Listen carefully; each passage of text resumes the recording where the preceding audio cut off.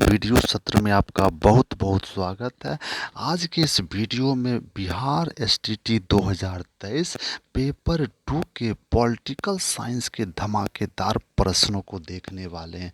बच्चों, अगर आप एग्जाम में बैठने से ठीक पहले इन प्रश्नों का अध्ययन चलते चलते कर लेते हैं, उम्मीद है आई होप कि आपका सीट कंफर्म हो जाएगा।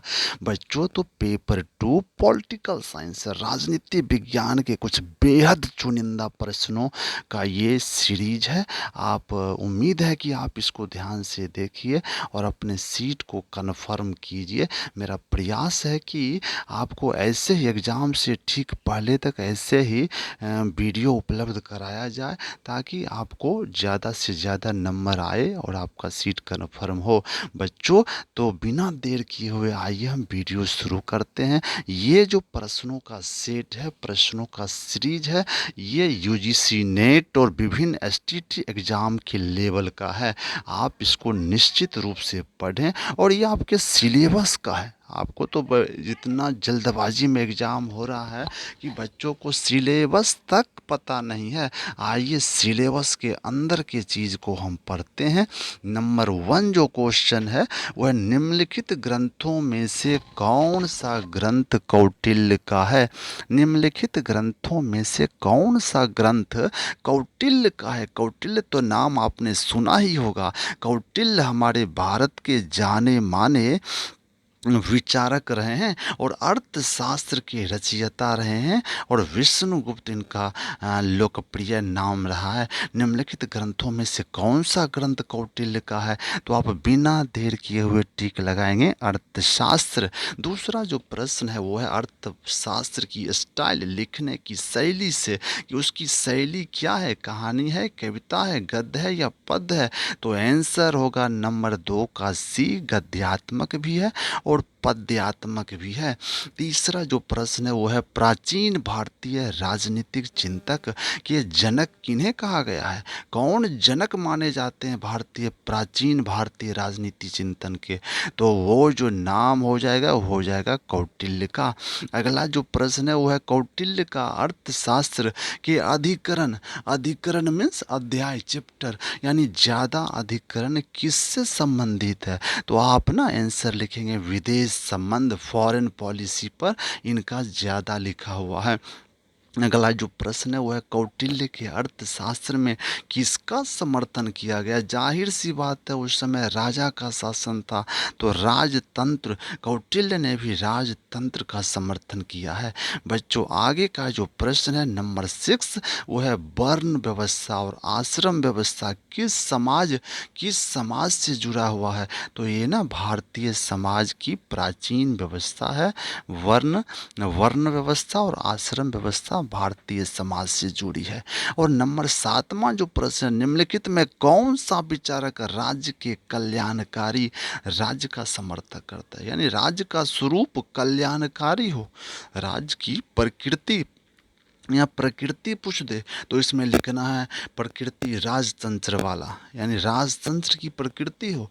लेकिन यहाँ पूछ रहा है स्वरूप, स्वरूप कल्याणकारी राज्य, कौन चाहते हैं कि राज्य का स्वरूप कैसा हो, तो वो कल्याणकारी राज्य होना चाहिए, कल्याणकारी राज्य। और कौटिल्य ने कहा है कि राज्य का स्वरूप प्रकृति भले ही राजतंत्रात्मक हो लेकिन स्वरूप कल्याणकारी होना चाहिए। अगला जो प्रश्न है सूची वाला है, आपका क्वेश्चन का स्टैंडर्ड ऐसा ही होगा, सूची 1 सूची में दिया हुआ रहेगा या फिर कथन में दिया रहेगा। तो नंबर 8वां जो है सूची 1 को सूची 2 से मिलान करना है। नंबर ए है कौटिल्य के राज्य की उत्पत्ति, किससे मिलाएंगे, नंबर ए इसका सटीक आंसर है। नंबर 51 कौटिल्य के राज्य का उत्पत्ति, तो कौटिल्य ने राज्य की उत्पत्ति के समझौतावादी सिद्धांत को माना है, यानी समझौता का परिणाम है एक राज्य। नंबर बी है कौटिल्य के राज्य का स्वरूप, कौटिल्य के राज्य का स्वरूप, तो बी का दूसरा है राजतंत्रात्मक, राजतंत्रात्मक, राजतंत्रात्मक स्वरूप होना चाहिए। और राज्य के कार्य कैसे होने चाहिए, तो कार्य कार्य जनतंत्रात्मक, यानी आगे पढ़े ना आप इससे ठीक पहले वाले क्वेश्चन कि राज्य का जो है सो ये लोक कल्याणकारी कार्य होना चाहिए। तो कौटिल्य के राज्य का कार्य लोक कल्याणकारी, और कौटिल्य के अनुसार संप्रभुता कहाँ निवास करती है, तो संप्रभुता स्वामी यानी राजा में निवास करती है। बच्चों आइए नंबर 9 क्वेश्चन 9 देखें। नीचे 2 वक्तव्य दिए गए हैं, ध्यान से आप ऐसे प्रश्न को पढ़ेंगे, आंसर एकदम से आसानी से आप खोज सकते हैं। एक कथन ए है, दूसरा कारण है। नंबर कथन ए जो है वो कहता है कि कौटिल्य शासन के राजतंत्रात्मक स्वरूप का समर्थन करते हैं। सही है ना, आप पीछे पढ़े हैं कि वो राजा उस समय राजतंत्र के चलता था, तो कौटिल्य शासन के राजतंत्रात्मक स्वरूप को मानते हैं। लेकिन कारण जो दिया हुआ ये सही है, ये सही है। और कारण जो है कौटिल्य की राजतंत्रात्मक धारणा आज भी उचित एवं पूर्णतः व्यवहारिक है। तो बच्चों उनकी जो ये धारणा है ना वो अभी व्यवहारिक नहीं है, अभी संभव नहीं है। अभी प्रजातंत्र संभव है जो हमारे यहाँ की शासन व्यवस्था है। तो आइए देखते हैं इसका जो आंसर है वो हो जाएगा नंबर सी। इसका आंसर हो जाएगा नंबर सी, कथन ए सही है, कारण आर गलत है। 10वां जो प्रश्न है वो वेरी वेरी इंपॉर्टेंट है, अनेक बार परीक्षाओं में पूछा जा चुका है। प्रश्न है कौटिल्य के मतानुसार आनवीक्षिकी का मतलब क्या है। आनवीक्षिकी क्या है, तो वो आनवीक्षिकी जो है ना कौटिल्य ने कहा ये फिलॉसफी है, दर्शन है। दर्शन वो लोकायत शास्त्र, दर्शन वो लोकायत शास्त्र को, दर्शन वो लोकायत शास्त्र को कौटिल्य ने आनवीक्षिकी कहा है। नंबर 11 जो प्रश्न है वो है कौटिल्य द्वारा अर्थशास्त्र में वर्णित विद्यात्रयी, त्रयी मीन्स 3, विद्यात्रयी 3 को विद्यात्रयी कहा गया है। कौटिल्य ने 3 वेदों को विद्यात्रयी कहा है। कौन कौन, तो वो है ऋग्वेद, यजुर्वेद और सामवेद। वेदों की संख्या 4 है, तो इसमें से अथर्ववेद को उन्होंने विद्यात्रयी के अंतर्गत नहीं रखा है। तो बच्चों इस प्रश्न का उत्तर अथर्ववेद हो जाएगा। 12वां जो प्रश्न है वो है कौटिल्य किस प्रकार का राज चाहते हैं। आप बोलिए कौटिल्य किस प्रकार का राज चाहते हैं, तो कल्याणकारी राज्य हो जाएगा। कौटिल्य के सप्तांग, लीजिए सप्तांग आ गया। कौटिल्य ने 2 महत्वपूर्ण सिद्धांत दिए हैं, 2 महत्वपूर्ण जो है सिद्धांत दिए हैं। उनका 2 महत्वपूर्ण जो है सिद्धांत, एक सप्तांग सिद्धांत है और एक जो है वो है मंडल सिद्धांत है, सप्तांग और मंडल। तो यहाँ जो प्रश्न है वो है कौटिल्य के सप्तांग के अंतर्गत निम्नलिखित में से कौन नहीं है। कौटिल्य ने राज्य के 7 अंग बताए हैं, वही जो है ना उनका सप्तांग कहलाता है। उसमें अमात्य भी है, राजा है, जनपद है, किला है, दुर्ग है, कोष है, लेकिन संप्रभुता नहीं है, उसमें संप्रभुता नहीं है। तो इसका जो आंसर हो जाएगा, प्रश्न है कि सप्तांग के अंतर्गत कौन नहीं है, तो संप्रभुता नहीं है। अगला जो प्रश्न है वह है कौटिल्य के त्रिवर्ग संबंधी धारणा किससे मिलती जुलती है, तो कौटिल्य के त्रिवर्ग संबंधी धारणा भीष्म से मिलती है। ये महाभारत वाले भीष्म है। महाभारत का एक अंश जो है, एक हिस्सा वो शांति पर्व कहलाता है, वो भीष्म संवाद है। उसी में भीष्म ने राज्य से संबंधित, राजनीति से संबंधित महत्वपूर्ण बातें बताई हैं, इसलिए भीष्म के विचारों को भी राजनीति शास्त्र में शामिल किया गया है। अगला जो प्रश्न है 15वां, अरस्तु को किसका समकालीन कहा गया है। अरस्तु किसके समय का माना जाता है, Machiavelli, Thomas Hobbes, John Locke, Kautilya. तो इसका जो सटीक आंसर हो जाएगा कौटिल्य। जिस समय अरस्तु था उस समय भारत में कौन से कौटिल्य थे। अरस्तु कौटिल्य के समकालीन हैं। नंबर 16 जो है निम्नलिखित विचारकों में से किसे साम्राज्यवाद का समर्थक कहा गया है। राजतंत्र था, एक राजा की मंशा ही होती है कि वो हमेशा अपने साम्राज्य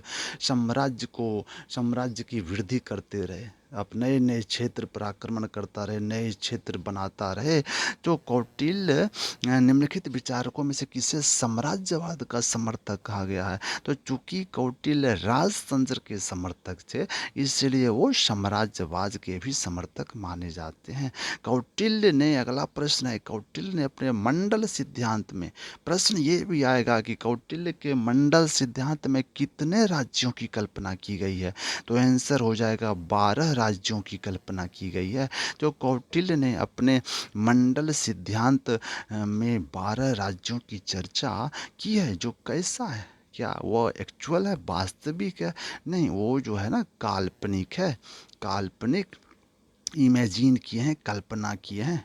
अगला जो प्रश्न है, कौटिल्य के समीप निम्नलिखित में से किस विचारक को ज़्यादा देखा जा सकता है? यानी कौटिल्य के नज़दीक कौन है? किस विचारक की भावना कौटिल्य से मिलती है? किस विचारक की? क्या सुकरात से, प्लेटो से, अरस्तु से, मैकियावेली से? तो अरस्तु कौटिल्य का समकालीन है, लेकिन विचारों में दोनों में अंतर है। ये मैकियावेली, वो मैकियावेली है, मैकियावेली वो है, वो मैकियावेली है जिसके विचार कौटिल्य से ज़्यादा मिलते हैं, मैकियावेली। अगला जो प्रश्न है वो कौटिल्य की विदेश नीति है। कौटिल्य की विदेश नीति के कितने सूत्र हैं? 3 सूत्र, 6, 9, 12। तो ये ना 6 सूत्र हो जाएगा। कौटिल्य की विदेश नीति के 6 सूत्र हैं। आज क्या अंतिम प्रश्न है बच्चों, और वेरी इंपॉर्टेंट है। कौटिल्य निम्नलिखित में से किस विचारक के समान नारियों को पुरुष से निम्न समझते थे? यानी किस विचारक के समान नारियों को पुरुष से निम्न माना जाता था, माना है, निम्न माना है? तो वो हो जाएगा अरस्तु। कौटिल्य ने अरस्तु की तरह, यानी अरस्तु भी पुरुष की तुलना में नारी को निम्न माना है। और ये कौटिल्य हैं, कौटिल्य ने भी अरस्तु की तरह नारियों को पुरुष से कमतर माना है, निम्न माना है, जो भी व्यवहारिक नहीं है और ठीक भी नहीं है। बच्चों, ये रहा राजनीति विज्ञान पेपर 2 बिहार एसटीटी का जो एग्ज़ाम है, उसका कुछ धमाकेदार प्रश्न। आगे फिर हम ऐसे एक वीडियो लेकर उपस्थित होंगे। उम्मीद है कि आपको ये वीडियो हेल्पफुल होगा। अगर आपको ये वीडियो अच्छी लगी हो तो अपना लाइक कमेंट करें, निश्चित रूप से वीडियो को सब्सक्राइब करें। और भी आपको इंग्लिश के भी मटेरियल यहाँ मिलेंगे, आपको और सब्जेक्ट के भी मटेरियल मिलेंगे। उम्मीद है कि आप सब्सक्राइब करेंगे इस चैनल को। मिलते हैं अगले ही ऐसे धमाकेदार वीडियो में। तब तक के लिए जय हिंद, जय भारत।